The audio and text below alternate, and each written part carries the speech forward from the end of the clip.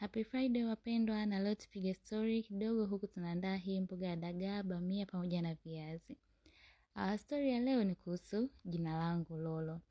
So najua wengine wataalamu wanajua naitwa Glory, lakini wanaweza kujiuliza hii Lolo imetokea wapi. Basi tulipokuwa wadogo, mdogo wangu anayenifuata alikuwa anashindwa kuita Gilo. Ndio naitwa Glory, lakini nyumbani mara nyingi hawaweza kuita Glory either Gilo au G. Sasa mimi nilikuwa naitwa Gilo. Na si Wachaga wengine wanaitaga Gilo. Basi kwa hiyo jina la Lolo likawa limeshazoeleka, na wale ambao tulikuwa tunaishi nao kipindi hicho wakawa wamezoea kuniita Lolo, na mamangu mpaka leo amenisave Lolo kwenye simu yake. Basi wakati natafuta jina la kuanza brand yangu mwenyewe kwa ajili ya biashara, nikaona kwa nini situmie Lolo.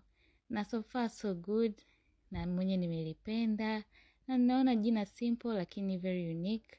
Kwa hiyo ni jina ambalo liko very dear to me na nalipenda sana. Wewe kuna jina gani ambalo umepewa labda watu walikuwa wameshazoea kuita na mpaka leo labda unalitumia? Hebu tuambizane kwenye comments. Bye bye.